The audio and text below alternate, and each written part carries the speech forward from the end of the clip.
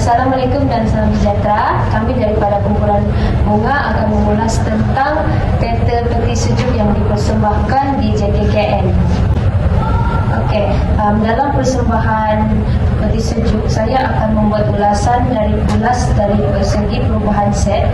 Perubahan set dari persembahan peti sejuk ini dia tidak berubah, menyebabkan penonton hanya melihat set yang sama sahaja yang dipersembahkan. Manakala penggunaan props yang digunakan dia tidak menarik minat penonton kerana props yang digunakan itu tidak dapat berubah-ubah di tempat yang berbeza. Perubahan prop ini dia tidak menunjukkan kepada penonton situasi persembahan yang dipersembahkan oleh pelakon, dan penonton set yang hanya satu set saja menyebabkan penonton sukar untuk memahami persembahan tersebut.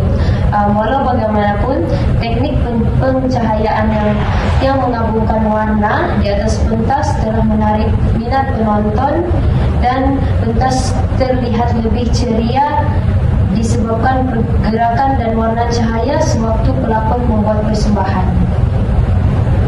Seterusnya busana. Busana merupakan aspek yang penting dalam pelakonan teater.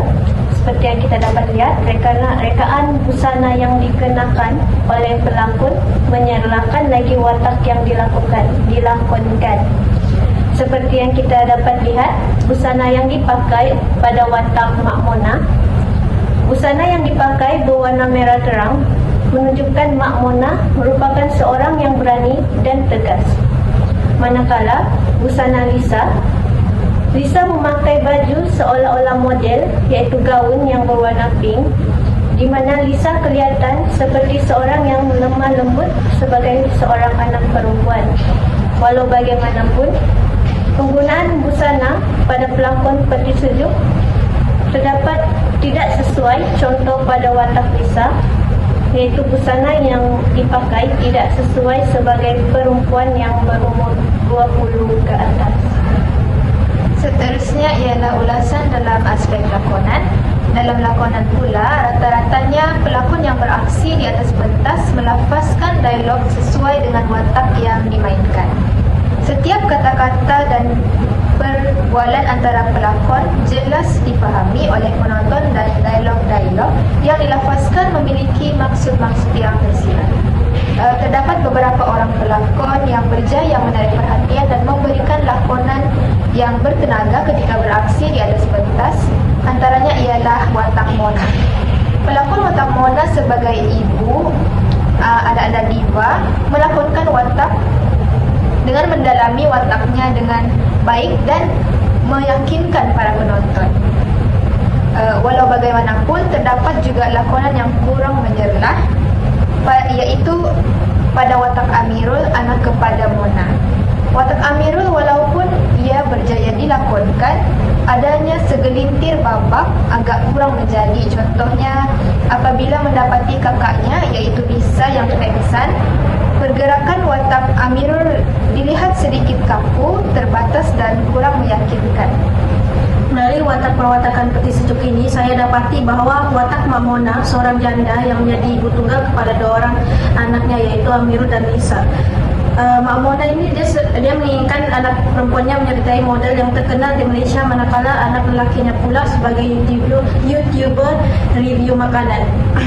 Beliau seorang penyayang, namun tindakannya itu salah. Mak Mona mula berubah ketika dicurang oleh bekas suaminya sewaktu anak-anaknya masih kecil lagi. Lisa yang berumur 25 tahun telah menghidapi penyakit kekurusan, penyakit mental sehingga Lisa memuntahkan makanan secara paksa oleh Mak Mona sehingga jantungnya mengalami masalah dan buah ginjal. Amirul juga mengalami penyakit diabetes mengakibatkan dia meninggal dunia. Fatihah binti Mamat dipanggil Becek, seorang periang dan penyayang akan ayahnya. Pak Mat juga seorang bapak tunggal selepas istrinya meninggal.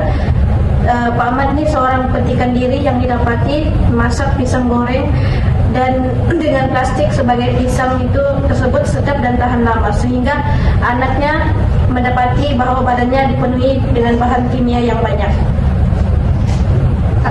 saja ulasan teater Pergi Sekip daripada kumpulan bunga. Sekian, terima kasih. Terima kasih.